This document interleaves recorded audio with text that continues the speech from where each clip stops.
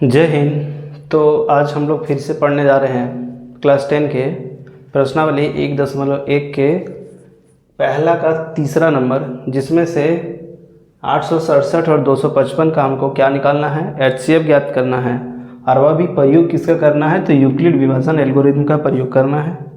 तो इसका फार्मूला हम लोग जानते हैं, क्या होता है, A बराबर BQ प्लस R होता है। तो सबसे पहले तो यहाँ से अगर हम हल करना स्टार्ट करेंगे तो हल करने से पहले हम लोग क्या करते हैं, देखते हैं कि इसमें से बड़ा कौन है। तो बड़ा कौन है, 867, जाहिर सी बात है बड़ा है किससे, 255 से, है ना, 255 से बड़ा है। अब क्या करते हैं हम लोग, भागा देते हैं। तो भागा किस में लगेगा भाई, 255 का भागा लगेगा, क्योंकि यही छोटा है, बड़ा में लगता है भागा। 867 में भागा लगेगा। तो 200 है, 3 बार में अगर हम करें, 3 बार में, तो 255 का गुना अगर हम 3 बार से करें तो कितना आएगा, 5 तिया 15 के 5 हासिल 1, 5 तिया 15 और 1 16 का 6 हासिल 1, 3 दूनी 6 और 1 7, मतलब 765। कितना आया, 765 आया 3 बार में। अब इसको घटाएंगे, 7 में 5 जाएगा, 2 बचेगा, 6 में 6 जाएगा, 0 बचेगा, 8 में 7 जाएगा तो 1 बचेगा, 102। क्या 0 आया, 0 नहीं आया, मतलब कि ये HCF नहीं होगा। आगे चलते हैं तो यहाँ पे आएगा 255 है, मतलब कि 100 का 2 गुना करेंगे तो 200 हो जाएगा। 2 बार पढ़ते हैं तो 102 दूनी 100, 204, 200, 5 में 4 जाएगा, 1 बचेगा, 5 में 0 जाएगा तो 5 बचेगा, 51।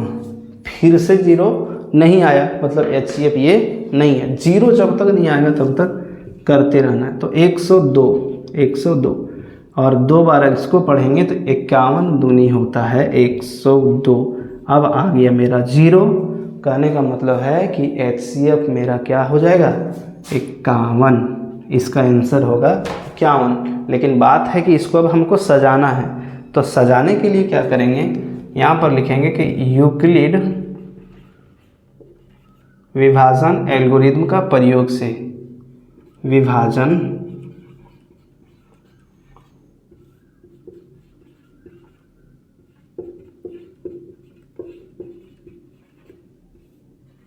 के प्रयोग से, इसका प्रयोग कर रहे हैं।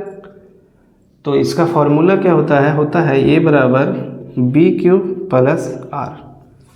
कितना बार में आया है, कितना बार भागा देना पड़ा, 1 बार, 2 बार, 3 बार, मतलब 3 चरण में जाकर के हम लोग का आंसर आया है। तो यहाँ पर लिखेंगे चरण 1, जिसमें से मेरा क्या निकल गया, भाज्य बराबर, भाज्य मतलब सबसे बड़ा क्या हो जाएगा, 867। A बराबर BQ, मतलब कि इधर का B उधर का Q, 255 गुना 3, और रिमाइंडर कितना मेरा बच गया था, 102। क्या यहाँ पर 0 आया, क्या नहीं। चरण तो यहाँ पर लिख सकता है कि चूंकि R बराबर 0 नहीं आया। अब अगर हम बात करें चरण 2 में, तो फिर से आ जाएगा भाई A बराबर BQ प्लस R। तो यहाँ पे A अब क्या बन जाएगा, 255। तो यहाँ पर बन जाएगा 255 बराबर BQ मतलब कि 102 का गुना 2 से, और रिमाइंडर फिर बच गया था कितना, 51, मतलब 51 बच गया था। यहाँ पर भी रिमाइंडर 0 नहीं आया था। तो यहाँ पर भी हम लिखेंगे कि चूंकि R बराबर 0 नहीं आया था, इसका मतलब नहीं होता है, R बराबर 0 नहीं आया। अब जब तीसरा बार जब भागा लगाएं, तीसरा बार का मतलब है कि चरण 3 में जब हम भागा लगाएं तो क्या हुआ, A बराबर BQ प्लस R होगा, तो A बड़ा वाला हो जाएगा 102, BQ मतलब कि 51 गुना 2 बराबर 51 गुना, जैसे 2 किया वैसे मेरा क्या आ गया, रिमाइंडर 0 आ गया। तो यहाँ पर जैसे 0 आया, मतलब कि इसका HCF 51 है। अब इसी को लिख देते हैं कि चूंकि चरण 3 में शेषफल शून्य प्राप्त हुआ, है ना। चरण 3 में 0 प्राप्त हुआ है भाई, जिसका भाजक, भाजक ही क्या होता है, HCF होता है, भाजक, जिसका भाजक 51 है। दूसरा लाइन में लिखेंगे अतः 867 और 255, 867 और 255 का HCF के बाद कॉमा लगा दो, क्या होगा, 51 होगा, 51 होगा,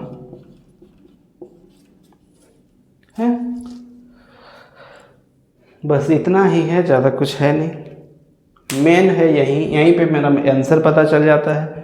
बाकी बात रहता है सजाने की, तो सजाने का तरीका बस एक है कि मेरा कितना बार में आया, जितना बार में आया उसको चरण बोल देंगे। बार बार 0 तो आता नहीं है, लास्ट में 0 आता है, उसी को लिख देंगे कि चरण 3 में शेषफल 0 प्राप्त हुआ, जिसका भाजक क्या है, 51 है ना। काटने वाला कौन है, 51 है। और 867 भाई क्वेश्चन उतार देंगे, 867 और 255 का HCF कितना होगा, तो 51 होगा।